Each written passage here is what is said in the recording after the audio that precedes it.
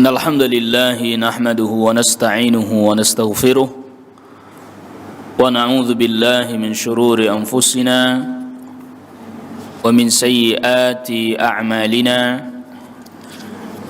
من يهده الله فلا مضل له ومن يضلل فلا هادي له أشهد أن لا إله إلا الله وحده لا شريك له وأشهد أن محمدا عبده ورسوله يا أيها الذين آمنوا اتقوا الله حق تقاته ولا تموتن إلا وأنتم مسلمون يا أيها الناس اتقوا ربكم الذي خلقكم من نفس واحدة وخلق منها زوجها وبث منهما رجالا كثيرا ونساء واتقوا الله الذي تساءلون به والأرحام إن الله كان عليكم رقيبا يا أيها الذين آمنوا اتقوا الله وقولوا قولا سديدا يصلح لكم أعمالكم ويغفر لكم ذنوبكم ومن يطع الله ورسوله فقد فاز فوزا عظيما أما بعد معاشر الحاضرين والحاضرات rahimani Allah wa iyyakum. Pada kesempatan di pagi hari ini, alhamdulillah kita memuji Allah Subhanahu wa taala. Kita masih diberikan kenikmatan oleh Allah Subhanahu wa taala, nikmat iman, nikmat Islam, dan juga diberikan kepada kita kemampuan untuk bisa menunaikan ibadah serta ketaatan kepada Allah Subhanahu wa taala. Salawat serta salam semoga tercurahkan kepada Nabi kita Nabi Muhammad sallallahu alaihi wasallam, kepada keluarga, kepada kerabat, dan juga kepada seluruh sahabat radhiyallahu anhum ajma'in. Ma'asyiral hadirin wal hadirat, pembahasan kita pada pagi hari ini kita akan membahas hadis yang ke-9 dari kitab Al-Arba'in An-Nawawiyah, di mana hadis yang ke-9 ini yaitu hadis dari sahabat Abi Hurairah. Berkata Al-Imam An-Nawawi rahimahullahu taala, an Abi Hurairah Abdurrahman ibn Sakhr, dari sahabat Abi Hurairah Abdurrahman bin Sakhr. Para ulama yang termasuk Al-Imam An-Nawawi, termasuk Al-Imam Ibnu Abdul Bar menyebutkan bahwa nama aslinya sahabat Abu Hurairah adalah Abdurrahman bin Sakhr radhiyallahu anhu. Berkata sahabat Abu Hurairah, qala sami'tu Rasulullah sallallahu alaihi wasallam yaqul, aku mendengar Rasul sallallahu alaihi wasallam bersabda, ma nahaitukum anhu fajtanibuhu, yang aku larang maka jauhilah, wa ma amartukum bihi fa'tu minhu mastata'tum, dan apa yang aku perintahkan maka kerjakanlah, tunaikanlah sesuai dengan kemampuan kalian. Fa innama ahlakal ladzina man qablakum kathratu masailihim wa ikhtilafihim ala anbiya'ihim, maka yang membuat binasa orang-orang sebelum kalian hanyalah banyak bertanya dan menyelisihi para nabi. Jadi yang menyebabkan kehancuran orang-orang sebelum kalian adalah banyak bertanya. Nanti kita akan bahas dalam hal apa saja yang tidak boleh banyak bertanya, dan mereka menyelisihi para nabi mereka. Hadis ini diriwayatkan oleh Al-Imam Al-Bukhari dan Imam Muslim dengan redaksi yang seperti ini. Telah datang di dalam hadis yang lain yang dikeluarkan oleh Imam Muslim di dalam sahihnya, juga dari sahabat Abi Hurairah radhiyallahu an, yang menjelaskan sebab mengapa Rasul sallallahu alaihi wasallam sabdakan seperti yang tadi kita bacakan hadisnya. Apa yang aku larang, maka tinggalkanlah. Apa yang aku perintahkan, maka kerjakanlah sesuai kemampuan kalian. Yang membuat binasa orang-orang sebelum kalian itu adalah mereka banyak bertanya dan menyelisihi para nabi mereka. Hadis ini memiliki sabab al-wurud, sebab munculnya hadis ini, di mana sahabat Abi Hurairah radhiyallahu an katakan, dan ini yang diriwayatkan Imam Muslim, hanya Imam Muslim saja, dan Al-Imam An-Nawawi memberikan judul bab dari hadis ini di dalam Kitabul Haji, bab fardil haji marratan fil umr, bab wajibnya haji sekali seumur hidup. Kata sahabat Abu Hurairah radhiyallahu an, khatabana Rasulullah sallallahu alaihi wasallam. Rasul sallallahu alaihi wasallam berkhutbah. Faqala ayyuhan nas, lalu Rasul sallallahu alaihi wasallam katakan, wahai manusia, qad faradallahu alaikumul hajja fahajju. Sungguh Allah telah mewajibkan kepada kalian haji, maka berhajilah kalian. Faqala rajulun, lalu ada seseorang yang bertanya, akulla am ya Rasulullah, apakah kewajiban haji itu setiap tahun wahai Rasulullah? Di dalam riwayatnya Ibnu Majah dijelaskan bahwa orang yang bertanya ini namanya Al-Aqra' Ibnu Habis. Apakah kewajiban menunaikan haji ini pada setiap tahun wahai Rasulullah? Fasakata hatta qalaha thalathan. Lantas dia diam, lalu tanya lagi sampai 3 kali. Akulla amin ya Rasulullah. Diam. Rasul belum menjawab. Dia tanya lagi. Akulla amin ya Rasulullah. Lantas Rasul sallallahu alaihi wasallam sabdakan, faqala Rasulullah sallallahu alaihi wasallam, "Lau qultu na'am." Kalau seandainya aku menjawab pertanyaanmu dengan iya, la wajabat, niscaya wajib menunaikan ibadah haji setiap tahun. Wala mastata'tum, dan niscaya kalian tidak akan mampu mengerjakannya. Thumma qal, kemudian Nabi sallallahu alaihi wasallam sabdakan, "Zaruni ma taraktukum." Biarkan aku apa yang aku tinggalkan pada kalian. Artinya yang sudah saya sampaikan udah. Fa inna ma halaka man kana qablakum bi kathrati su'alihim wa ikhtilafihim ala anbiya'ihim, karena kehancuran dan kebinasaan orang-orang sebelum kalian karena mereka banyak bertanya dan menyelisihi nabi mereka.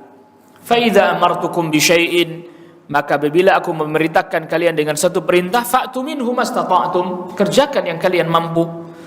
Wa idza nahaitukum an syai'in fada'uh, dan apabila aku melarang kalian sesuatu, maka tinggalkan.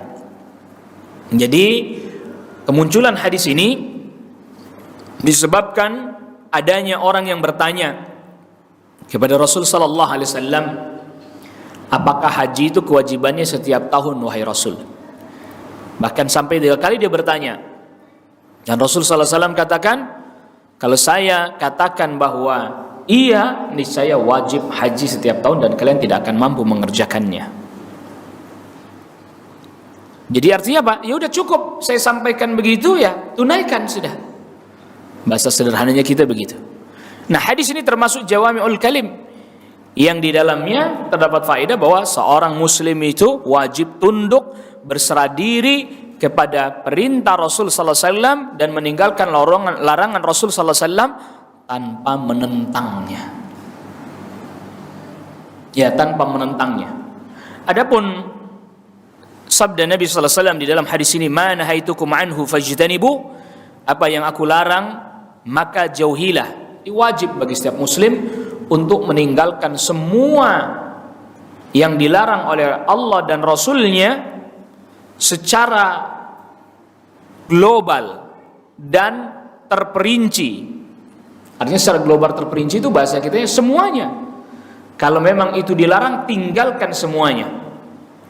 Dan jangan kemudian dia mengerjakannya kecuali nanti ada sebab syar'i atau ada darurat yang memperkenankan dia untuk mengambil hal tersebut. Waalaikumsalam warahmatullahi wabarakatuh. Ya misalnya seperti apa? Bangkai. Contohnya, dilarang dia memakan bangkai. Ya sudah, tinggalkan semuanya. Tidak diperbolehkan. Bahkan termasuk mengambil manfaat dari bangkai tersebut. Tidak boleh. Nah, orang-orang Yahudi, mereka ini seringkali bikin bahasa kitanya, membuat rekayasa. Ketika diharamkan bangkai, tentu juga dengan lemaknya dari bangkai tersebut, mereka jammaluha, mereka berusaha untuk membuat itu jadi boleh, memperindahnya. Dengan cara apa? Dengan cara itu tadi, itu lemaknya dilelehkan jadi minyak, lalu kemudian mereka manfaatkan untuk lampu, untuk mengecat perahu dan seterusnya. Itu mereka menyelisihi Nabi mereka. Jadi kalau dilarang, udah dilarang. Dan sebagaimana kita ketahui bahwa di masa Rasulullah SAW, yang namanya larangan itu para sahabat nggak pernah nanya, Rasul ini larangan haram atau ini larangan makruh. Para sahabat nggak pernah ada tanya. Kendati pun nanti di belakang para fuqaha, para ulama fiqih membahas ini, menjelaskan bahwa ada larangan yang haram, ada larangan yang makruh. Ada memang pembahasan di antara para fuqaha, ulama fiqih di belakang. Tetapi dahulu para sahabat nggak pernah begitu. Kalau dilarang mereka tinggalkan. Kalau mereka jatuh kepada kesulitan, baru mereka bertanya lagi kepada Rasul sallallahu alaihi wasallam. Seperti hadis yang dimana orang-orang penduduk Madinah, mereka biasanya melakukan penyerbukan kurma. Lalu kemudian ketika Nabi sallallahu alaihi wasallam datang ke Madinah, Rasul sallallahu alaihi wasallam larang itu dan tidak usah diserbukan. Mereka pun berhenti. Nggak tanya Rasul ini larangan haram apa larangan makruh, enggak. Ternyata mereka jatuh pada kesulitan. Panen gagal. Waktunya panen tidak ada keluar buah. Karena tadi nggak dilakukan penyerbukan. Mungkin kalau bahasa kitanya perkawinan silang atau penyerbukan buatan. Baru kemudian datang kepada Rasulullah SAW ketika mereka mengalami kesulitan itu. Bagaimana Rasul? Apakah yang anda larang kemarin kepada kami perintah Allah? Kalau memang itu perintah Allah, dari Allah, udah apa-apalah kami walaupun kami gagal panen. Tapi apa kata Rasulullah SAW? Tidak. Itu datang dari aku sendiri. Artinya ijtihadnya Rasulullah SAW. Nanti ada pembahasan sendiri. Rasulullah SAW kemudian sabdakan, antum a'lamu bi umuri dunyakum. Kalian lebih mengerti terkait dengan urusan dunia kalian. Maka kemudian mereka kembali melakukan penyerbukan kurma lagi.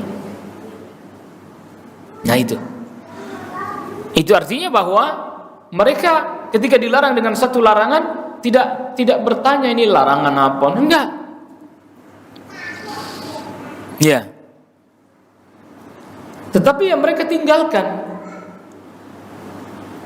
Kendati pun tadi kita sudah katakan para ulama belakangan membahas ada larangan haram, ada larangan makruh. Imam Ahmad, ada satu riwayat dari Imam Ahmad yang ditulis oleh Al-Kausaj dalam kitabnya Masail, menjelaskan bahwa para ulama terdahulu tidak menjelaskan ini kalau ditinggalkan haram atau ini kalau ditinggalkan makruh. Mereka tidak menjelaskan itu. Pokoknya perintahnya begini, larangannya begini. Nah, ketika orang ada kesulitan misalnya, dia meninggalkan sesuatu, baru ditanya kepada para ulama, bagaimana itu? Oh, itu tidak sampai membuat Anda jatuh kepada yang haram, hanya makruh saja. Begitu. Tapi bukan dari awal mula bahwa ya ini haram, ya ini makruh. Enggak dari awal mula. Ketika mereka jatuh kepada kesulitan atau mereka mengira bahwa apa yang mereka tinggalkan itu adalah sesuatu yang mestinya harus mereka kerjakan dan haram apabila ditinggalkan, baru tanya, gimana ini? Baru dijelaskan. Enggak, itu makruh. Jadi bukan berarti kemudian orang yang mengerti perintah larangan haram dan larangan makruh itu kemudian dia boleh mengerjakannya begitu saja, enggak. Ya, makruh bukan berarti boleh mengerjakannya begitu.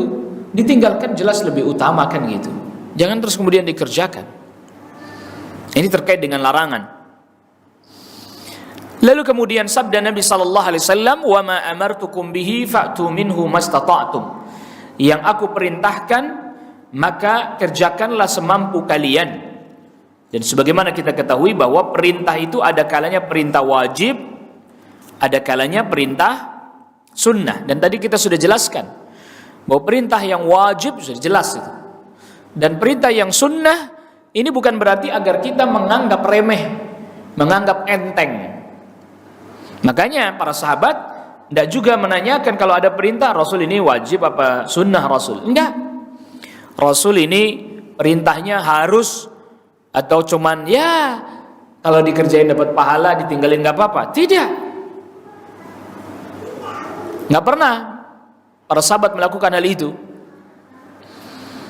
Nah, itu nanti itu tahu bahwa ini wajib, ini sunnah. Ya diantaranya karena ada karinah itu ya indikasi-indikasi yang kemudian para ulama menyimpulkan itu sunnah. Misalnya seperti salat sunnah rawatib.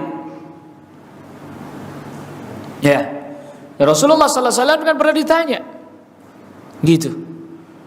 Di antara setiap adzan dan iqamah ada salatnya. Baina kulli adzanaini salatun. Ya, di antara azan dan iqamah ada salat sunnahnya. Lalu Rasul tambahkan liman syaa, bagi siapa yang mau. Di situ indikasi sunnahnya. Bagi siapa yang mau. Berarti sunnah, tidak wajib. Karena Rasul sabdakan liman syaa. Namun bukan berarti kemudian para sahabat ya enggan mengerjakan itu, tidak. Apabila sesekali dia tidak mengerjakan memang tidak berdosa, tapi bukan berarti tidak mengerjakannya secara terus-menerus alias meninggalkan yang sunnah. Begitu juga misalnya bersiwak. Rasulullah SAW tidak pernah meninggalkan bersiwak. Tapi kenapa tidak menjadi wajib? Karena Rasulullah SAW sendiri yang sabdakan, laula an asyukka ala ummati. Kalau seandainya aku tidak khawatir memberatkan umatku, la amartuhum bisiwak inda kulli salatin, niscaya aku perintahkan mereka terus bersiwak ketika setiap mau mengerjakan salat.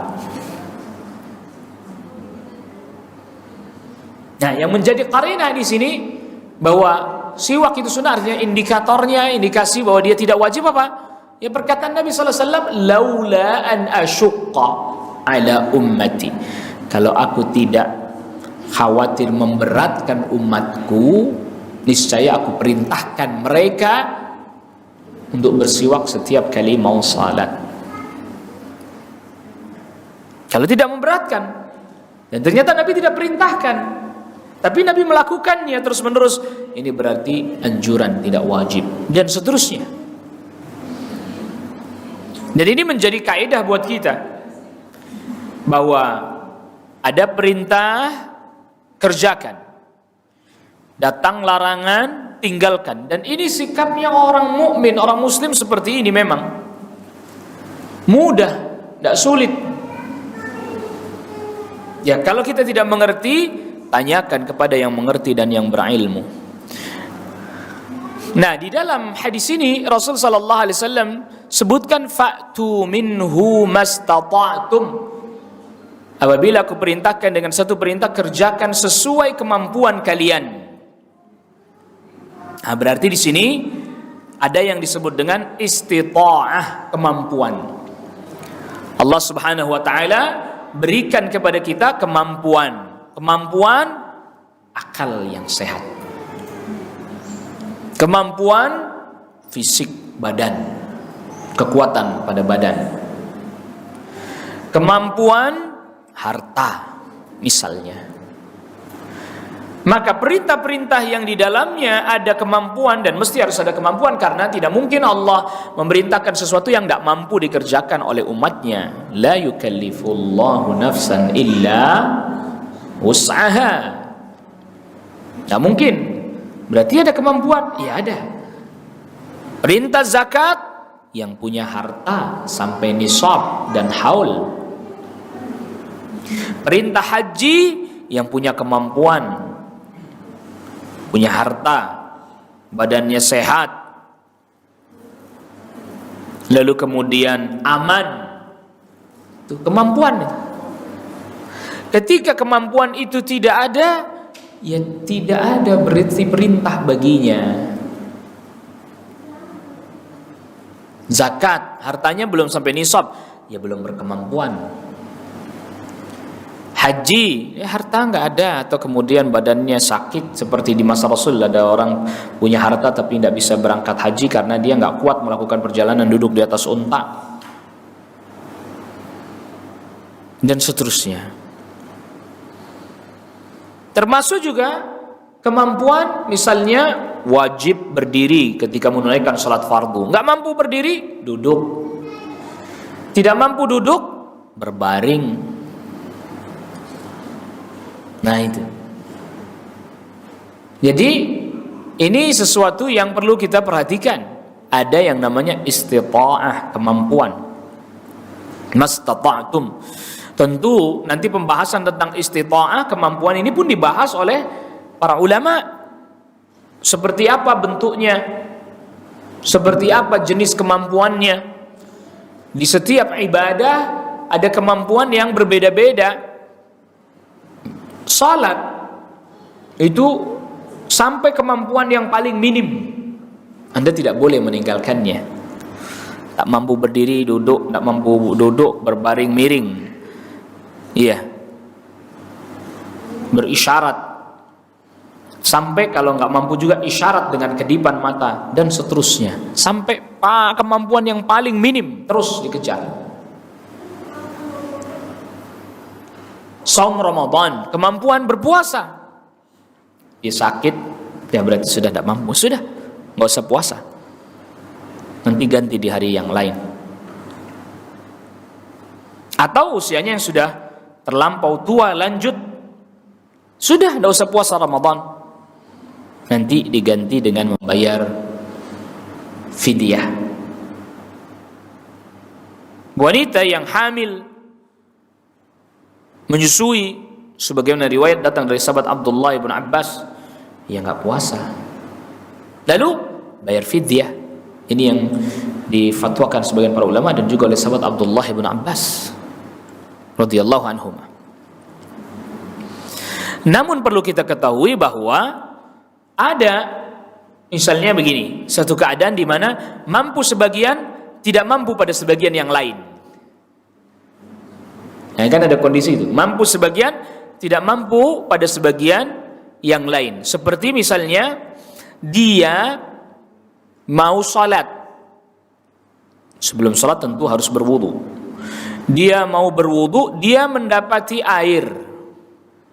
Namun ini air kalau dipakai buat wudu, misalnya hanya cukup pada sebagian anggota tubuhnya saja, tidak sampai seluruhnya. Jadi misalnya nih air dipakai buat yang wajib-wajib lah, katakan wajah, tangan, usap kepala, udah habis misalnya.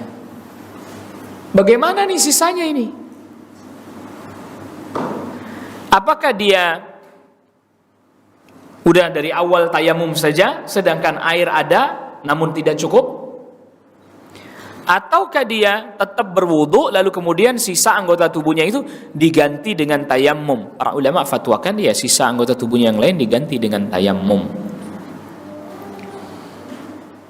Jadi gimana maksudnya? Yaitu dia berwudu secukupnya, udah berhenti, dia main kering dulu, dia tayamum terus. Sebagaimana difatwakan oleh para ulama dalam hal ini. Ya sama kayak tadi. Dia salat, dia mampu berdiri cuman sebentar. Tapi masih mampu berdiri. Cuman sebentar, tidak lama. Berarti kalau begitu dia mulai ketika takbiratul ihram berdiri. Allahu Akbar. Terasa dia tidak mampu, duduk. Tapi nanti pas ketika ruku dia berdiri, ruku biasa. Sujud biasa. Di rakaat yang selanjutnya dia berdiri lagi. Tidak kuat duduk. Pas mau ruku berdiri lagi, ruku, bergerak dan seterusnya. Jadi ada kaidah, ya memang ada kaidah al-masyaqqatu tajlibut taisir, kesulitan mendatangkan kemudahan, tetapi juga al-maisur la yaskutu bil ma'sur. Sesuatu yang masih mudah dilakukan di sebagian tidak menjadi gugur disebabkan karena kesulitan pada sebagian keadaan. Itu tadi Anda mampu berdiri cuman nggak kuat lama. Berarti kan masih punya kemampuan berdiri. Yang bermasalah tak kuat lama. Maka tidak boleh. Salat fardu tentu yang sedang kita bahas ini. Kalau salat sunnah Anda mampu berdiri dari awal duduk aja boleh. Maka berdiri, dia nggak mampu duduk. Nanti ketika ruku dia pasti berdiri lagi lalu ikut ruku dan seterusnya. Karena ketidakmampuannya dia adalah dia tidak mampu untuk mengerjakan berdiri lama. Bukan nggak mampu berdirinya sama sekali. Nah, ini yang harus diperhatikan, kaidah-kaidah begini. Ya. Jadi yang dimaksud fa'tu minhu mastata'tum, tunaikanlah perintah Rasul yang kalian mampu semampu kalian. Ini sesuai dengan firman Allah, fattaqullaha mastata'tum. Tetapi tadi tentang pembahasan istita'ah ada pembahasan tersendiri dan para ulama membahasnya dengan detail rinci. Lalu kemudian di dalam hadis ini Nabi sallallahu alaihi wasallam sabdakan, fa innama ahlakal ladzina min qablikum kathratu masailihim wa ikhtilafihim ala anbiya'ihim. Yang membinasakan orang-orang sebelum kalian adalah banyaknya mereka bertanya dan mereka menyelisih para nabi. Di dalam hadis ini Rasul menyebutkan sebab mereka umat terdahulu Yahud dan Nasara hancur binasa adalah karena banyak bertanya dan menyelisih para nabi. Nah, pertanyaan, banyak bertanya yang seperti apa yang tak boleh? Apa semua jenis banyak bertanya itu tidak boleh? Maka ada perinciannya. Yang pertama, menanyakan sesuatu yang syariat tidak menjelaskannya. Syariat tidak menjelaskan. Maksudnya tidak ada keterangannya. Maka apabila tidak ada keterangannya ya sudah, kalau ada, karena ini kan Allah Jalla wa'ala menjamin bahwa Allah akan menjelaskan segala apa yang baik bagi manusia di dunia dan di akhirat. Semua akan dijelaskan. Maka ketergesa-gesaan lalu kemudian menanyakan sesuatu yang tidak dijelaskan oleh syariat itu tidak diperkenankan, tidak diperbolehkan. Maka tadi Rasul katakan sekarang wajib bagi kalian menunaikan ibadah haji. Udah tunaikan aja, walaupun sekali seumur hidup sudah cukup. Tapi ada yang nanya, nah ini yang dilarang ini. Tiap tahun Rasul wajibnya. Bahkan bukan sekali dia bertanya, 3 kali Rasul diam karena menunggu wahyu nggak ada datang. Tanya lagi 3 kali, setiap tahun Rasul wajibnya. Sampai 3 kali bertanya. Nah ini yang tidak diperkenankan. Allahu wabarakatuh. Bani Israel terdahulu Mereka diperintahkan oleh Allah untuk menyembelih sapi betina. Wa idz qala Musa liqaumihi innallaha ya'murukum an tadhbahu baqarah. Ketika Musa berkata kepada kaumnya, sesungguhnya Allah perintahkan kalian untuk menyembelih sapi betina. Padahal ini nggak ada penjelasan lagi. Dia cukup ambil sapi betina jenis apa saja, sembelih, selesai. Tapi apa yang terjadi? Mereka tanya macam-macam. Nih sapinya kayak gimana nih? Yang udah tua apa yang masih muda katanya. Udah dijelaskan pertengahan, nggak terlalu tua, nggak terlalu muda. Tanya lagi, sapinya yang warnanya apa? Warna putih semua, atau yang warna hitam, atau yang warna putih ada hitam-hitamnya? Wah, itu syariat nggak menjelaskan. Padahal udah cukup. Akhirnya diperintahkan yang sulit sekalian, yang warnanya kuning kemas-masan. Masih nanya lagi, itu sapinya yang jenis apa yang udah pernah digunakan untuk membajak sawah, untuk bekerja, atau yang belum pernah sama sekali. Mempersulit diri. Kalau dari awal mereka ngambil sapi betina mana aja sembelih, urusan selesai. Sama kayak ini tadi, Rasul hajinya tiap tahun apa seumur hidup sekali. Kalau Rasul bilang iya tiap tahun, nggak mampu kita. Makanya kalau diperintahkan begitu berarti aslinya ya sekali doang udah selesai. Kalau nggak ada penjelasan, ya kita jangan masuk. Gitu. Sampai Rasulullah SAW sabdakan, Inna a'zamal muslimina fil muslimina jurma. Orang yang paling besar dosanya kepada kaum muslimin adalah man sa'ala an syai'in lam yuhram 'alal muslimin, yaitu orang yang bertanya tentang sesuatu yang tidak diharamkan atas kaum muslimin, faharuma min ajli mas'alatihi, lalu kemudian sesuatu itu menjadi haram sebab dia tanya. Gitu. Ini kata Imam Nawawi, maksudnya larangan yang seperti ini khusus di zaman Nabi sallallahu alaihi wasallam. Karena apa? Itu tadi masih bisa berubah syariat. Menanyakan tentang sesuatu yang syariat tidak menjelaskan detail-detail rinci-rincinya. Ini yang pertama yang dilarang. Yang kedua, bertanya tentang sesuatu yang tak ada faedahnya dan tidak ada hajat kebutuhan tentang hal itu. Bahkan terkadang ketika dijawab malah mendatangkan dampak yang tidak baik bagi si penanya sendiri. Sebagaimana hadis dari sahabat Abu Musa al-Asy'ari radhiyallahu an, su'ilan Nabi sallallahu alaihi wasallam an asya'a karihaha. Nabi sallallahu alaihi wasallam ditanya tentang sesuatu yang Nabi tidak suka. Falamma ukthira alaihi, ketika orang banyak nanya, Nabi merasa tidak nyaman. Ghadiba, marah bahkan kalau bahasa kita. Tapi marahnya Nabi itu paling ya kelihatan di wajahnya, ngerasa tidak nyaman. Thumma qala linnas, lalu kemudian Nabi sallallahu alaihi wasallam katakan, saluni amma syi'tum, tanyakan kepadaku apa yang kalian mau. Faqala rajulun, man abi ya Rasulullah,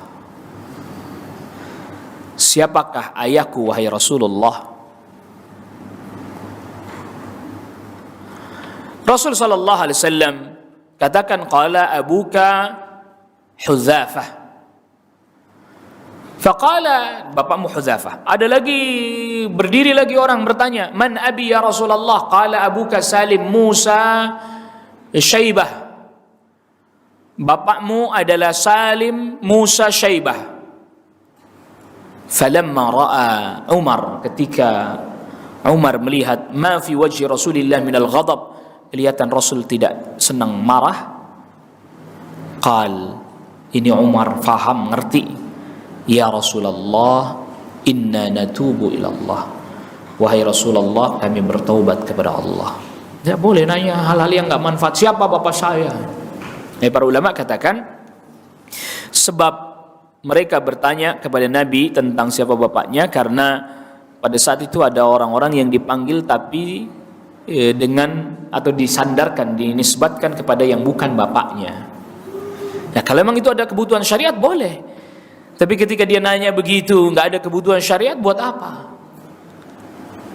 Iya. Menanyakan sesuatu yang tidak mendatangkan faedah bagi dirinya, manfaat bagi dirinya, terus ditanyakan. Maka nanti perlu dilihat juga orang yang bertanya itu apa maksudnya yang dia kehendaki dari pertanyaan tersebut. Apakah dia bertanya memang ingin mendapatkan ilmu, atau tanya yang tadi hal-hal yang kadang kurang bermanfaat ditanyakan, detail-detail rinci yang tidak dijelaskan. Ya, seperti misalnya tentang nama-nama Ashabul Kahfi. Kadang Al-Quran menjelaskan secara detail rinci siapa mereka. Tidak ada juga sunnah yang sahihah menjelaskan tentang detail rinci siapa mereka, nama-namanya tidak ada. Adapun tentang jumlah bilangan mereka, orang-orang ahlul kitab, mereka sempat berselisih tentang berapa orang itu. Sehingga Allah Subhanahu wa taala ceritakan tentang mereka, orang-orang ahlul kitab, yang membahas tentang berapa orangkah Ashabul Kahfi. Sayaquluna thalathatun rabi'uhum kalbuhum wa yaquluna khamsatun sadisuhum kalbuhum rajman bil ghaib. Mereka berkata Ashabul Kahfi itu 3 orang, yang keempat adalah anjingnya. Dan mereka juga berkata bahwa Ashabul Kahfi itu 5 orang, yang keenam adalah anjingnya. Tapi yang benar mereka 7 orang, yang ke-8 adalah anjingnya. Sudah cukup sampai di situ. Iya. Wa yaquluna sab'atu wa thaminhum qalbuhum. Dan mereka berkata juga 7 orang, yang ke-8 adalah anjingnya. Tapi Allah yang lebih tahu tentang hal itu, dan Allah benarkan yang ini. Makanya kemudian Allah Subhanahu wa taala katakan, jangan Anda berdebat dengan mereka ahlul kitab yang kayak begini, yang menyampaikan sesuatu asal-asalan aja, tebak-tebakan. Wala tumari fihim illa mira'an zahira wala tastafti fihim minhum ahada. Dan jangan juga kau tanya kepada mereka salah seorang di antara mereka, enggak usah ditanya lagi sudah. Artinya enggak usah ditanya, buat apa Anda memperbincangkan jumlahnya segala macam. Yang terpenting itu pelajaran apa yang Anda ambil dari kisah itu dibandingkan detail-detailnya itu tadi. Jumlahnya berapa, namanya siapa saja, atau termasuk juga nama anjingnya siapa. Itu detail-detail kurang manfaat. Yang manfaat adalah ya pelajaran yang diambil dari kisah itu. Makanya Al-Imamul Hafidh Ibnu Katsir katakan bahwa kalau dalam hadis sahih tidak ada, dalam ayat Al-Quran tidak ada penjelasannya, perinciannya, udah. Adapun kisah-kisah Israiliyat yang tidak jelas benarnya atau tidak, boleh sekedar diceritakan saja, tapi perlu dijelaskan bahwa ini tidak didukung oleh riwayat yang sahih, hanya sekedar cerita tambahan. Karena detail-detail itu ya tidak dibutuhkan. Kalau dibutuhkan, saya Allah jelaskan.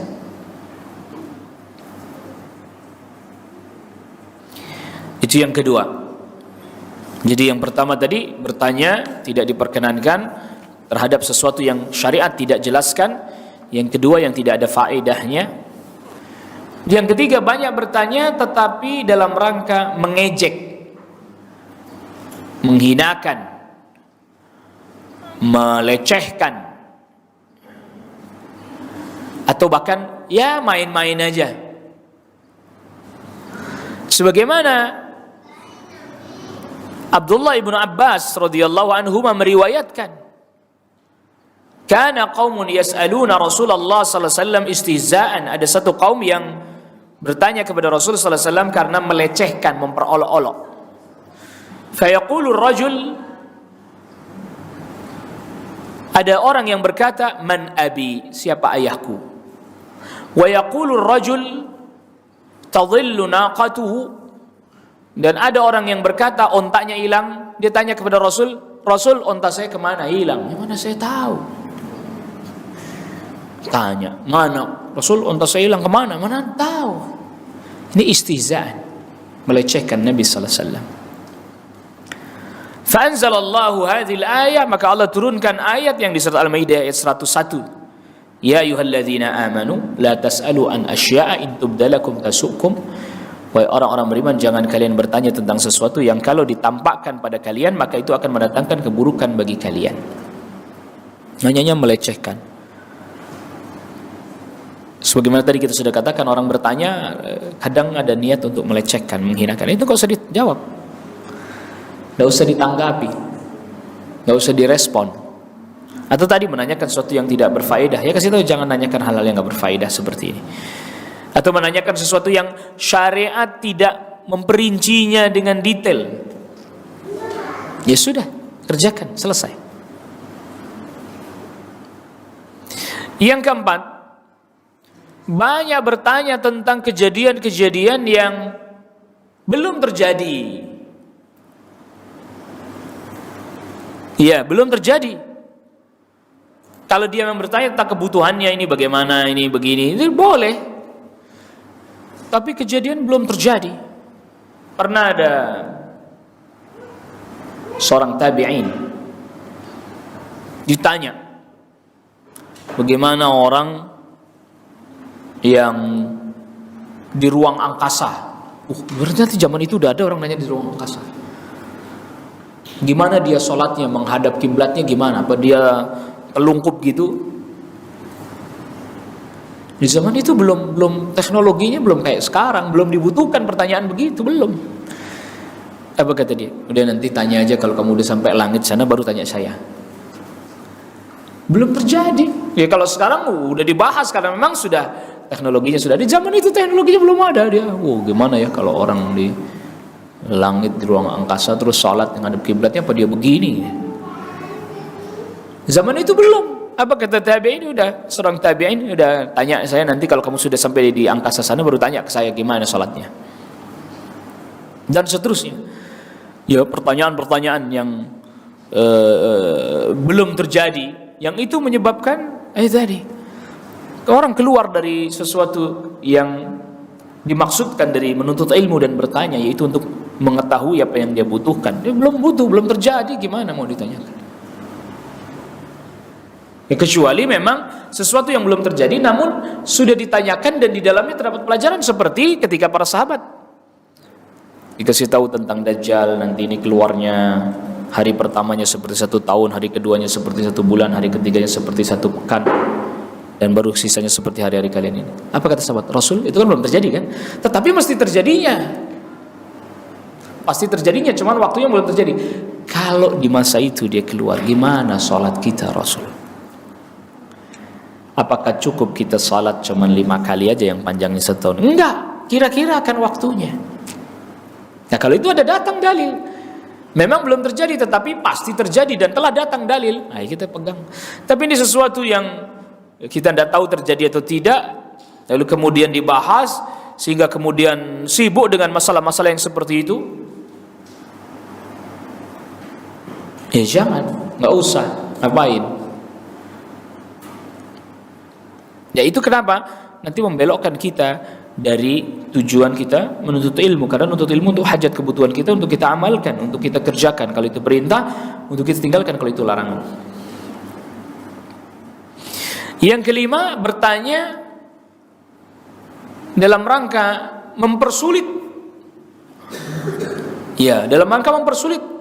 Pada saat itu seperti yang tadi kita sudah ceritakan tentang Bani Israel dengan Nabi Musa alaihissalam, itu sebenarnya tujuannya mereka ingin mempersulit Nabi Musa. Tetapi akhirnya kesulitan itu malah kembali kepada mereka sendiri. Iya. Menanyakan sesuatu untuk mempersulit diri sendiri atau mempersulit orang yang ditanya. Ya, jadi kenapa kamu nanya? Ya, saya mau bikin dia kewalahan aja menjawab. Nah itu ya, mempersulit dirinya atau mempersulit yang ditanya. Ya kayak cerita kisahnya Bani Israel tadi, Sebenarnya kalau dia diperintahkan untuk menyembelih sapi betina, udah sembelih aja sapi betina mana saja, selesai urusannya. Tapi mereka mempersulit diri. Oh, gimana kalau ini warnanya apa? Bagaimana? Ya, akhirnya Allah persulit mereka. Maka kayak tadi itu sahabat Rasul ini haji setiap tahun atau sekali seumur hidup, mempersulit. Kalau Nabi katakan iya tiap tahun, masya Allah, pasti kalian gak akan bisa mengerjakannya, gak mampu.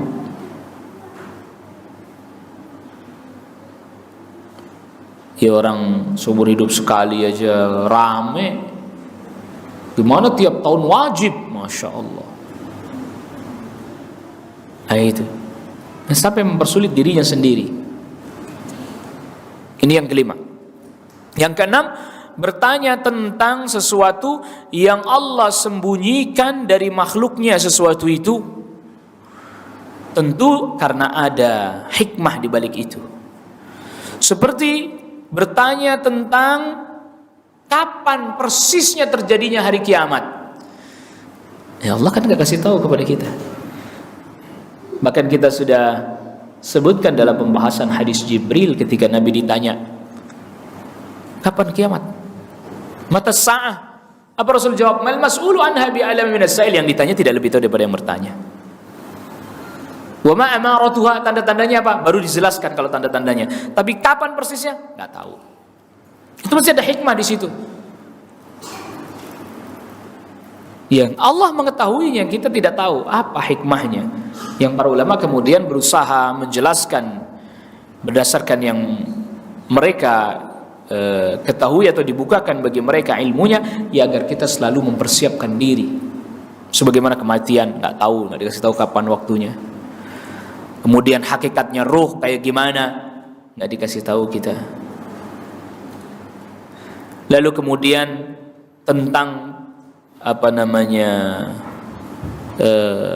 kaifiyat hal-hal gaib, tata cara atau yang detail-detail tentang hal gaib tidak diberitahukan kepada kita secara detail, secara terperinci. Malaikat, kita dikasih tahu beberapa sifatnya malaikat. Memiliki sayap, ada yang 2 sayapnya seperti disebutkan di dalam surat Ar-Ra'd. Ya, 3, ada yang 4, dan Allah tambahkan kepada makhluk ciptaannya yang Allah kehendaki. Tapi hakikatnya sayap itu kayak apa kita nggak dikasih tahu. Kaifiatnya gimana tuh sayap kayak apa, bagaimana, nggak dikasih tahu. Ya udah. Nah kalau diantara makhluk-makhluk itu aja banyak yang Allah Jalla wa'ala tidak beritahukan kepada kita secara detail lagi terperinci, ya apalagi tentang Allah Rabbul Alamin. Maka ketika Allah Subhanahu wa taala memberitahukan kepada kita di surat Ar-Rahman ayat ke-27, ya wa yabqa wajhu rabbika dzul jalali wal ikram, kekallah wajah Rabbmu yang memiliki keagungan dan pemuliaan. Udah enggak usah bingung-bingung, wajah kayak apa, bagaimana, nanti begini dong, nanti begitu dong. Nah, itu kesalahan Anda itu. Terima aja wajah, udah selesai. Nanti kalau kita bilang wajah mirip makhluk, siapa yang bilang mirip makhluk? Allah sendiri yang firmankan di surat Asy-Syura ayat yang ke-11, laisa kamitslihi syai' wa huwas samiul basir. Tidak ada sesuatu apapun yang sama dengan Allah, dan Allah Maha mendengar, Maha melihat. Allah mendengar, melihat tuh. Dan gak pernah ada di antara kita yang kemudian hatinya tidak menerima, Allah kok mendengar, melihat, nanti mirip makhluk dong. Tidak, langsung dia paham. Pasti mendengarnya nggak sama dengan makhluk, pasti melihatnya tidak sama dengan makhluk. Kenapa giliran disebut wajah Anda nggak terima? Kan sama aja, kaidahnya sama aja. Mendengarnya nggak sama dengan makhluk, melihatnya nggak sama dengan makhluk, wajah nggak sama dengan makhluk. Selesai, habis perkara. Kewajiban kita cuma sampai di situ. Ketika kita menanyakan sesuatu yang lebih dari itu penyebab kerusakan. Loh, kalau Allah punya wajah kayak gimana wajahnya? Nah, nanya kayak gimana? Udah nggak boleh nanya gimana. Itu berarti dia sudah melampaui batasan yang diberitahukan kepadanya. Kalau Allah punya wajah nanti muka kayak makhluk dong. Dia sudah naik kepada sesuatu yang dia nggak dikasih tahu. Maka tadi ya, giliran Allah Maha mendengar, Maha melihat, dia ringan. Ringan apa? Ringan pasti nggak sama. Tuh, kenapa hal itu nggak diterapkan juga pada setiap apa yang Allah informasikan kepada kita tentang dirinya? Kan gampang aja sih gitu rumusnya. Terapkan itu pada setiap informasi yang datang kepada kita tentang Allah. Dan Allah yang informasikan, bukan kita cari-cari. Allah informasikan. Kekallah wajah Rabbmu. Wajah, ya selesai. Pasti nggak mirip makhluk. Habis perkara. Syaitan yang seringkali membisikkan dalam hati kita untuk bertanya-tanya, itu yang jadi masalah. Kan ini Allah sembunyikan karena memang ada hikmah. Di antara hikmahnya apa? Gak bakalan kita sanggup memahaminya.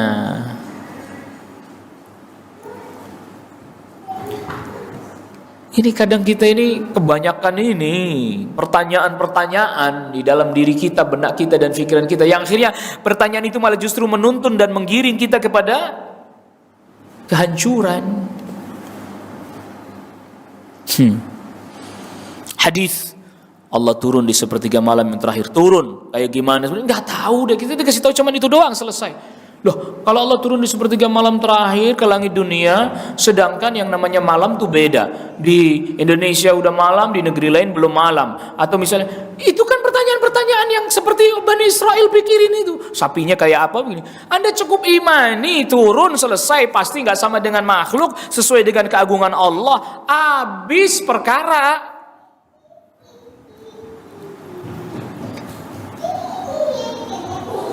Fa'innakum la taqdiruna qadrah. Gak bakal mampu kalian menakar kekuasaan Allah. Gak bakalan mampu. Selesai, udah habis perkara. Kita gak diperintahkan memikirkan itu. Anda masuk, udah pusing dah. Allah berfirman yang di surat Taha, Ar-Rahmanu 'alal 'arsy istawa. Allah beristiwa di atas aras, berada di atas aras. Duh, kayak gimana? Terus bagaimana? Terus kayak apa? Apakah yang maksud bersemayam itu seperti duduknya manusia? Kan gak ada penjelasan itu seperti duduk manusia. Kenapa Anda keluar statement begitu?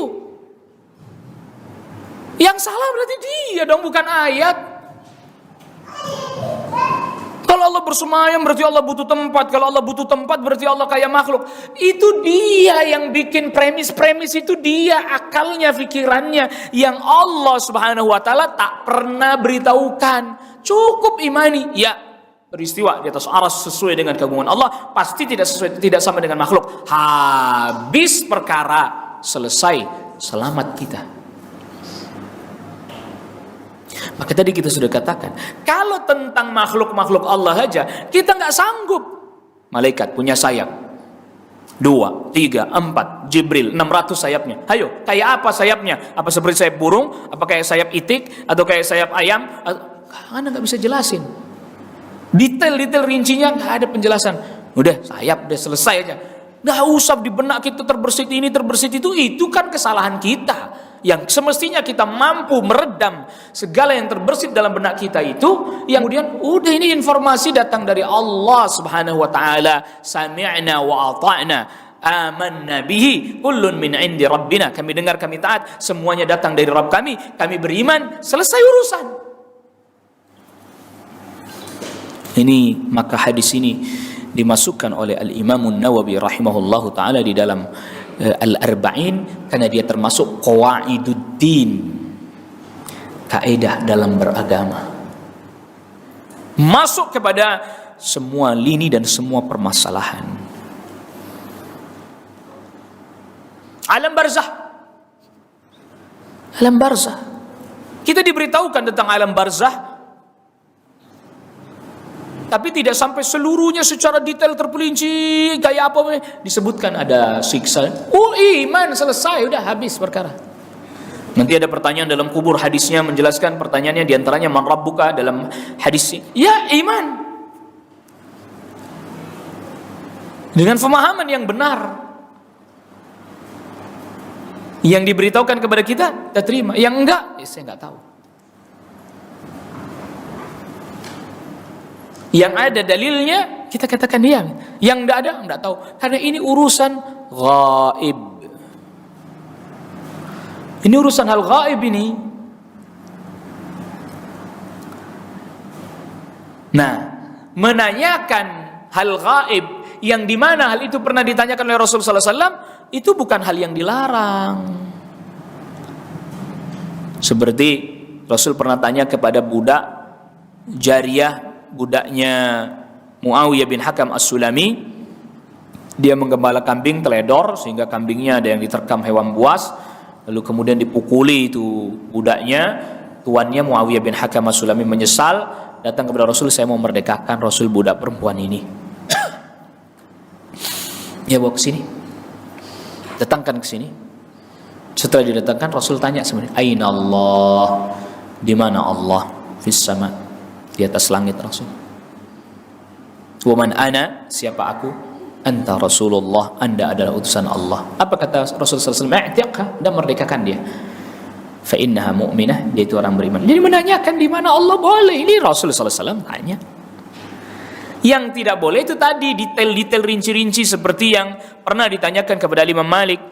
Ketika Imam Malik membacakan firman Allah Ar-Rahmanu 'alal 'arsy istawa, Allah beristiwa di atas arsy, tanya. Ada orang nanya, bagaimana beristiwanya Allah di atas arsy? Nah, itu yang enggak boleh.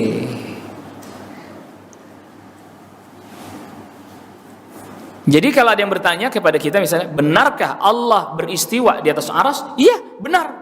Berdasarkan ayat, selesai. Bagaimana? Itu yang nggak boleh ditanyakan bagaimananya. Yang nggak boleh ditanyakan bagaimananya, kaifiyatnya. Adapun tentang makna istawa dalam bahasa Arab berarti ala, di atas, tinggi, sa'ida. Ya, istaqarra, itu makna ya kita tetapkan seperti itu makna dalam bahasa Arab. Adapun seperti apa bagaimana nggak tahu. Makanya kata Imam Malik, al-istiwa'u ma'lum, artinya istiwa dari sisi bahasa diketahui. Wal kaifu majhul, caranya, detailnya seperti apa nggak diketahui. Jadi kalau kita masuk ke dalam hal ini artinya mempertanyakan sesuatu yang tidak ada penjelasan rincinya, detailnya, apalagi tentang Allah yang Allah memang tidak beritahukan, maka ini sebab kehancuran. Rasulullah SAW pun sabdakan, halakal mutanatti'un. Di hadis yang lain, halakal mutanatti'un, hancur binasa orang yang berlebihan membahas sesuatu yang tidak Allah beritahukan kepadanya. Itu yang pertama, sebab kehancuran. Banyak bertanya pada 6 hal tadi. Adapun yang bertanya selain 6 hal tadi ya boleh. Anda tidak mengerti, Anda tidak faham, Anda butuh penjelasan, tanya. Bukan berarti tidak boleh bertanya secara mutlak, tidak. Ya. Jadi nggak boleh bertanya tentang yang syariat tidak menjelaskan. Tidak boleh bertanya sesuatu yang tak ada faedah dan tak ada hajatnya. Tidak boleh bertanya dalam rangka merendahkan, melecehkan, memperolok-olok. Nggak boleh bertanya masalah yang belum terjadi. Tidak boleh bertanya dalam rangka untuk mempersulit. Dan tidak boleh bertanya tentang sesuatu yang Allah sembunyikan dan Allah tidak beritahukan. Lalu kemudian sebab yang kedua, kehancuran satu kaum adalah menyelisihi para nabi. Banyak bertanya dan menyelisihi para nabi. Artinya menyelisihi para nabi ya nggak taat kepada mereka, nggak mau mengikuti apa yang mereka perintahkan atau yang mereka larang, nggak mau. Iya, apa-apa harus ada tuntunan. Ya memang gimana kita beragama, hidup berada tuntunannya. Maka Allah Subhanahu wa taala firmankan di surat An-Nur ayat ke-63, "Falyahdharil ladzina yukhalifuna an amrihi an tusibahum fitnatun aw yusibahum adzabun alim." Berhati-hatilah orang-orang yang menyelisih perintahnya Nabi. Mereka akan terkena fitnah atau mereka akan terkena azab yang pedih. Mereka akan kemasukan kekufuran atau nifaq, atau mereka akan mendapatkan azab yang pedih di dunia dengan diperangi, ya, dengan mengalami kekalahan. Jadi menyelisih perintah Rasul penyebab mengalami kekalahan gitu. Azab pedih di sini baik di dunia ataupun di akhirat. Di dunia ya dengan kekalahan, kehinaan dan seterusnya. Nggak boleh. Ya kayak tadi itu dilarang makan bangkai. Cari-cari apa namanya, kalau bahasa kita rekayasa. Iya, bangkainya enggak, lemaknya diambil, lalu kemudian dia lelehkan, dijadikan untuk menyalakan lampu, dijadikan untuk ngecat perahu. Yahudi itu kayak gitu, hilah, cari-cari alasan supaya dibolehkan. Dijual bahkan tuh minyak, ya minyak yang diambil dari lemak bangkai itu haram. Sungguhnya apabila Allah mengharamkan memakan sesuatu, maka berarti mengambil keuntungan dari sesuatu itu juga tidak boleh, kecuali satu doang dari bangkai masih bisa dipakai, dimanfaatkan, yaitu kulitnya disamak, itu doang. Karena Rasul sallallahu alaihi wasallam jelas-jelas sabdakan itu, ya, ayyuma ihabin dubigha faqad tahura.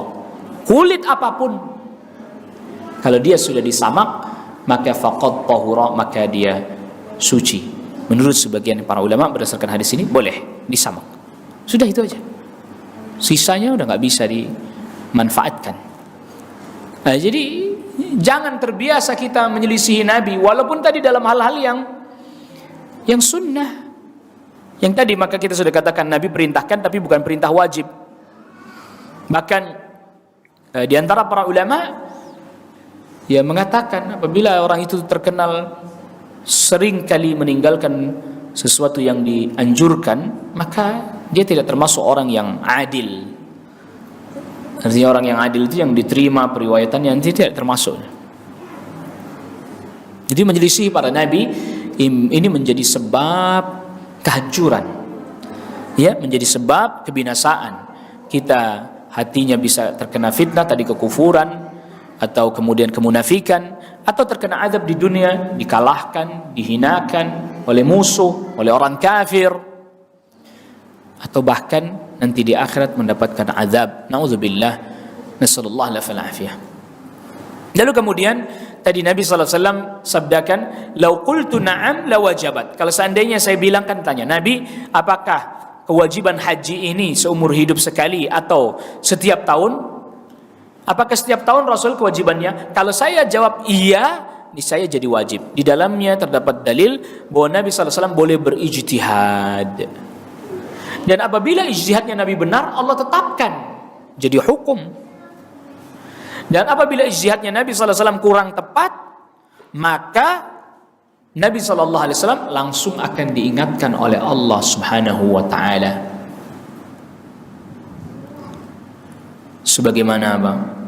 Sebagaimana pernah Nabi Rasul sallallahu alaihi wasallam ketika perang Badar, ini orang-orang kafir kan kalah.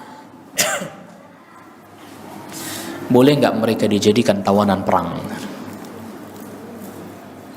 Akhirnya Nabi sallallahu alaihi wasallam bermusyawarah, dan akhirnya Nabi sallallahu alaihi wasallam berijtihad untuk mengambil tawanan perang. Tapi ternyata tidak boleh. Iya, oleh Allah Subhanahu wa taala dilarang. Maka dari Nabi ayyakuna lahu asra, pada saat itu tidak boleh Nabi membuat atau menjadikan tawanan perang. Nah itu. Iya, ada beberapa ijtihad, dan ini dikatakan oleh para ulama termasuk Al-Imam Nawawi bahwa Nabi boleh berijtihad di dalam masalah hukum. Dan apabila benar, ya maka Allah tetapkan itu sebagai kebenaran. Tapi apabila itu keliru, ya Allah beritahukan bahwa itu keliru. Bahkan Nabi SAW pernah sabdakan, ala innama ana bashar Aku ini hanya manusia. Wa innama aqdi binahwi ma asma. Saya memutuskan satu keputusan sesuai dengan yang saya dengar. Wa la'alla ahadukum ay yakuna alhana bi hujjati min ba'din fa aqdiya lah. Tapi bisa jadi salah seorang di antara kalian lebih pandai menyampaikan argumennya. Saya menghukumi sesuai dengan yang saya dengar. Di antara kalian bisa jadi ada orang yang lebih pandai menyampaikan argumennya dibandingkan yang lain. Sehingga saya putuskan bahwa kebenaran ada pada yang pandai menyampaikan argumennya. Tetapi ingat, kata Nabi sallallahu alaihi wasallam, ya itu tadi, saya bisa jadi memutuskan keliru. Saya berikan kepada yang pandai berargumen walaupun itu sebenarnya bukan haknya. Lalu Rasul sabdakan, "Faman qadaitu lahu bihaqqi muslimin fa innama hiya qit'atun min narin falyahmilha aw liyadharha." Siapa orang yang saya putuskan untuknya padahal itu bukan haknya, tapi hak orang lain, maka sebenarnya itu adalah potongan api neraka yang aku berikan kepadanya. Hendaklah dia mengambilnya atau dia tinggalkan saja. Artinya, kalau saya keliru memutuskan, sedangkan di antara kalian berdua ada yang lebih pandai menyampaikan argumen sehingga saya putuskan kepada orang ini padahal sebenarnya haknya adalah milik yang lain, tapi karena tidak mampu menyampaikan argumen dengan baik akhirnya dia saya nyatakan kalah. Kalau nggak ada wahyu, kalau ada wahyu pasti Nabi sallallahu alaihi wasallam diberitahukan. Lalu saya putuskan untuk ini yang benar, padahal ini yang salah, tapi saya putuskan ini benar, haknya diambil dia, maka sebenarnya yang dia ambil adalah potongan api neraka. Hendaklah dia ambil itu yang nanti dia bertanggung jawab di hadapan Allah atau dia tinggalkan. Artinya bahwa Nabi boleh berijtihad dan beredar antara mendapatkan 2 pahala atau mendapatkan 1 pahala. Kalau benar dapat 2 pahalanya, kalau tidak tepat pada kebenaran mendapatkan 1 pahala.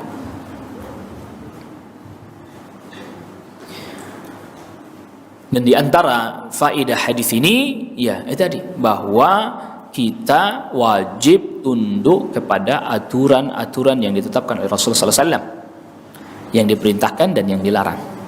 Itu prinsip dasarnya. Adapun nanti ijtihadnya para ulama di belakang itu kan ketika mereka tidak menemui dalil dan seterusnya. Itu yang kemudian terjadi khilaf. Tapi pada prinsipnya ya ada perintah kerjakan, ada larangan tinggalkan. Itu prinsip dasar utamanya.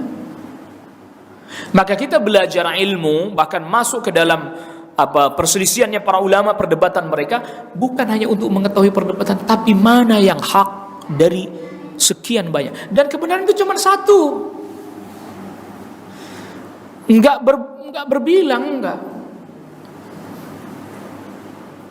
Maka Allah Subhanahu wa taala perintahkan kepada Nabi sallallahu alaihi wasallam untuk mengatakan kepada umatnya yang di surat Al-Maidah 153, wa anna hadza sirati mustaqima. Ini jalanku yang lurus. Cuma satu. Fattabi'u, ikuti. Wala tattabi'us subul, jangan ikutin jalan-jalan yang lainnya. Fatafarraqa bikum an sabilih, maka kalian akan tercerai-berai dari jalan ini, dari jalannya Allah. Bahkan Rasul sallallahu alaihi wasallam ketika menjelaskan ayat ini bikin satu garis lurus, cuman satu. Kata Rasul, ini jalannya Allah, satu ini. Lalu kemudian Rasul sallallahu alaihi wasallam bikin garis yang di kanan kirinya, banyak. Dan ini adalah jalan-jalan yang lain. Dan setiap jalan yang lain ini ada syaitan yang mempromosikannya. Jadi kebenaran cuma satu. Maka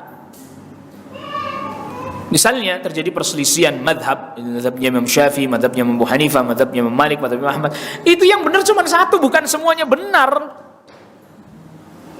Yang benar cuma satu, namun terus gimana mereka yang tidak tepat pada kebenaran? Tadi kita sudah jelaskan apa yang Rasul sabdakan. Ya bahkan itu juga Rasul pernah berijtihad juga, seperti yang tadi kita sudah sebutkan. Apa kata Rasul? Idza hakama al-hakim fajtahada falahu fa asaba falahu ajrani wa idza akhta'a falahu ajrun wahid. Siapa orang yang berijtihad, seorang hakim menghadapi satu keputusan hukum lalu dia berijtihad, lantas benar ijtihadnya, dapat 2 pahala. Keliru, 1 pahala. Kekeliruannya dimaafkan.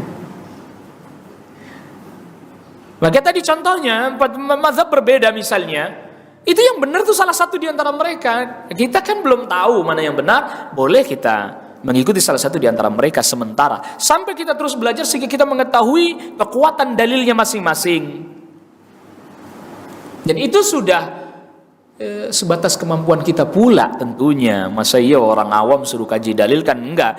Maka kemudian dia bertanya kepada yang berilmu jelasin, Ustaz bagaimana nih ada perselisihan. Ya, yang berilmu pun menjelaskan sebatas ilmunya, ini ada perselisihan begini, betul, yang lebih kuat sebatas yang saya ketahui dalilnya adalah begini. Lah yang kadang membingungkan itu setelah dijelaskan itu, apa kata istri orang awam ini? Ustaz nggak begitu, kenapa kamu nanya? Loh, awam dijelasin nggak begitu tapi begini. Lah katanya tadi awam tapi bantah. Kalau Anda awam nggak bantah, diskusi. Ayo datengin ilmunya, bukunya, dalilnya, diskusi. Ngakunya awam, dikasih tahu bantah. Ini awam nggak sadar awam. Ini seperti dikatakan oleh para ulama, termasuk Al-Ghazali, Imam Al-Ghazali, Abu Hamid Muhammad bin Al-Ghazali. Ya, dia katakan bahwa ada orang yang tidak tahu bahwa dirinya tidak tahu. Coba. Kalau bahasa kita biar lebih bisa difahami itu bahasa la ya'lam annahu la ya'lam. Dia nggak tahu bahwa dirinya nggak tahu. Bahasa kitanya mah nggak sadar gitu. Kalau memang Anda awam tanya, ini gimana hukumnya, jelasin. Oh begitu, selesai. Awam nggak begitu, Ustaz begini lah, katanya awam. Kalau memang Anda nggak awam berilmu dalam masalah ini, ayo kita diskusi, datang nih, ada perpustakaan, ada buku, kita buka, kita kaji, baca dalilnya, hadisnya, gimana penjelasan para ulamanya. Dan awam itu tidak mesti, saya ulangi, awam itu tidak mesti bahwa dia nggak tahu apa-apa, enggak. Dia bisa jadi berilmu dalam satu masalah, awam pada masalah lain. Dia ngerti betul detail-detailnya, rincinya. Di masalah ini, di masalah lain, saya belum tahu. Saya hanya tahu secara global saja. Gitu. Yang aneh kadang itu tadi. Ini Pak Ustadz, saya kan awam Pak Ustadz ya. Saya mau tanya begini gimana hukumnya. Oh ya gini hukumnya. Oh nggak begitu Pak Ustadz, begini. Lah katanya tadi awam. Allah musta'an. Gitu ya. Jadi bagi orang yang tidak mengerti, tanya sama yang mengerti. Fas'alu ahla dzikr in kuntum la ta'lamun. Agar dijelaskan. Kok dia masih ragu? Misalnya, sudah diberi penjelasan, dia kok masih ragu, silahkan dia bertanya kepada orang yang dia merasa tenang untuk kembali kepada. Sampai nanti ada apa namanya? Ada pembahasan sendiri ya. Tentang itu bagaimana orang-orang yang tidak sampai pada level mujtahid dalam menghadapi permasalahan fiqih. Saya berikan contoh saja begini. Tadi ada tulisannya Syekh Sa'ad ibn Nasr Asy-Syatsri yang menjelaskan bahwa ada satu kondisi keadaan di mana orang itu bingung. Ya, misalnya begini, dia tanya kepada salah seorang alim satu masalah, dia jawab A. Dia tanya lagi kepada alim yang lain, dijawab B dalam satu masalah yang sama. Saya bingung. Nah, Syekh kasih tahu solusinya. Orang awam itu ketika diberitahu yang ono bilang A, yang ini bilang B, maka dia boleh mengikuti orang yang paling senior, paling tua usianya, yang tentu sangat dimungkinkan ilmunya juga banyak. Tentunya berilmu, bukan cuma tua saja, yang berilmu, yang paling tua, yang paling wara, yang paling hati-hati dalam berfatwa, bahkan kehidupannya juga sangat berdisiplin, menjaga ketaatannya dan seterusnya. Boleh dia sementara bertaklid dulu, karena memang itu levelnya, itu kemampuannya, tidak mungkin dia dijelasin dalil, mampu mengkaji dan menelitinya. Boleh pada tahapan itu, boleh karena memang itu kemampuannya, itu istita'ahnya dia sampai situ. Cuman yang kadang aneh itu tadi, dia tidak sadar dengan kemampuannya. Nanya, kasih tahu, bantah. Nah, ini yang tidak dibenarkan. Iya.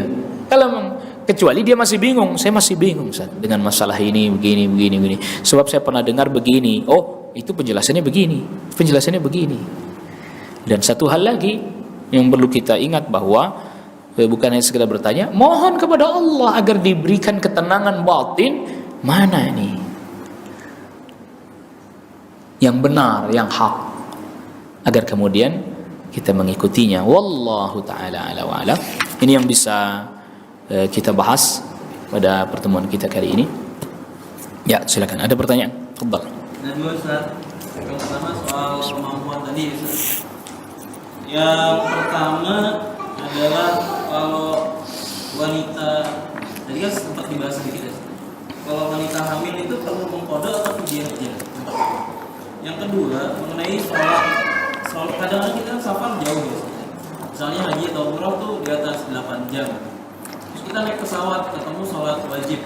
Tadi kan berdiri kan gitu ya Ustaz ya. Nah kalau di pesawat gimana, apa cukup di tempat duduk atau kita di gang? Kalau di gang itu masuk kaidah yang lain nggak, hadis yang lain lah, orang jiror gitu. Ya. Terima kasih, jazakallahu. Ya, untuk perempuan wallahu alam, sebagaimana athar dari sahabat Abdullah ibn Abbas, dia hanya membayar fidyah saja, tidak qada. Ya. Jadi yang memfatwakan qada wallahu alam itu menyamakan wanita hamil atau menyusui disamakan dengan orang sakit. Disamakan dengan orang yang apa? Sakit. Padahal wanita hamil menyusui jelas-jelas berbeda dengan orang apa? Orang sakit. Di situ makanya. Tentu tadi seperti yang saya katakan, saya tidak pungkiri ada para ulama yang fatwakan qada. Iya. Jadi tadi alasannya disamakan dengan orang sakit. Sedangkan yang mengqada, yang membayar fidyah bukan disamakan dengan orang tua, bukan. Karena memang jelas ada asar dari Abdullah ibn Abbas. Yang dimana asar itu mengatakan Allah memberikan keringanan untuk wanita yang hamil dan menyusui untuk dia bayar fidyah aja. Gitu. Yang kedua, kaidah al-maisur. Ya, jadi al-masyaqqah tajlibu at-taysir. Al-maisur la yutraku bil ma'sur. Ya, dia kerjakan yang dia mampu. Nah, maksudnya kalau dia mampu berdiri dengan menghadap kiblat, dia mulai berdiri dengan menghadap kiblat.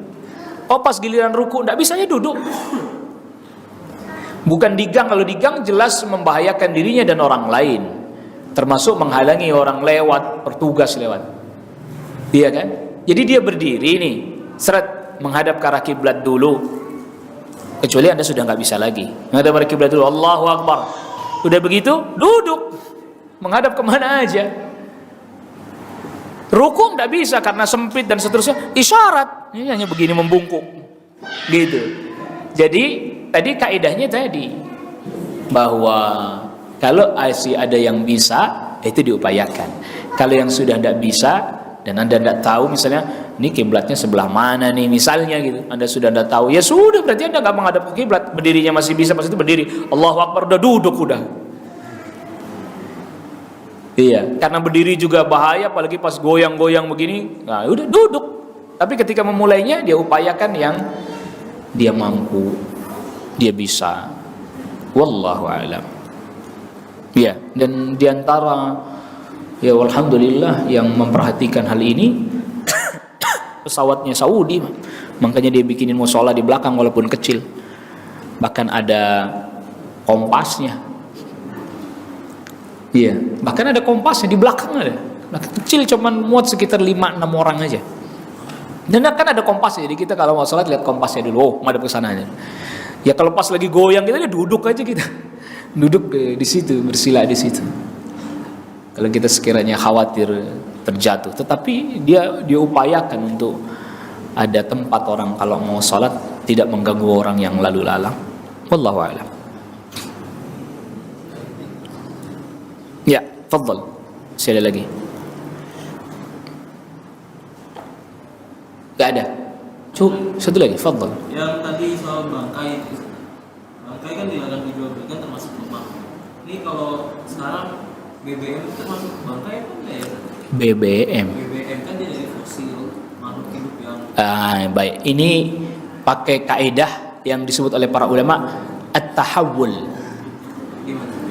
Tahawul itu apa? Perubahan.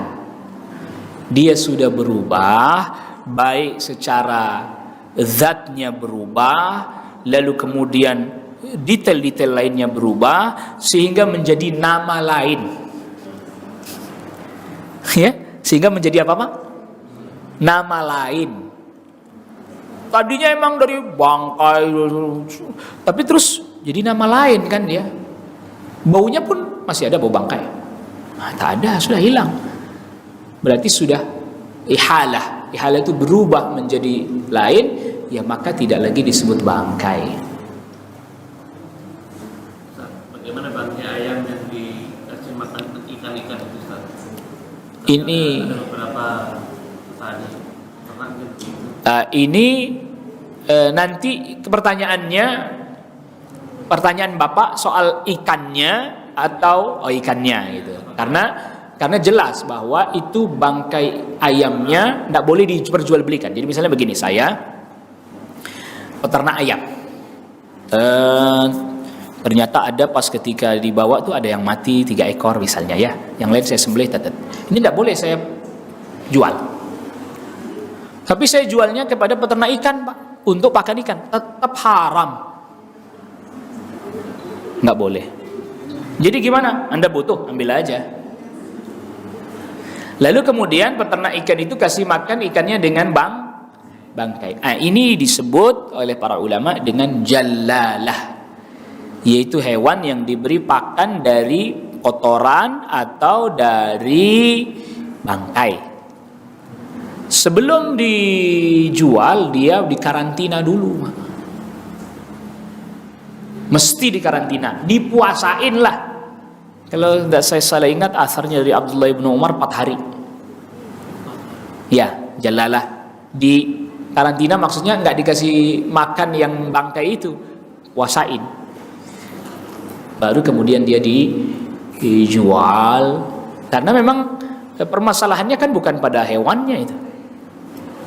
Ya, permasalahannya bukan pada hewannya itu, tapi kepada apa yang dia makan. Nah, pengaruhnya itu hilang, atau dampak-dampak karena sebab makanannya yang buruk itu hilang sekitar 4 hari, ya sudah boleh diperjualbelikan, wallahu a'lam.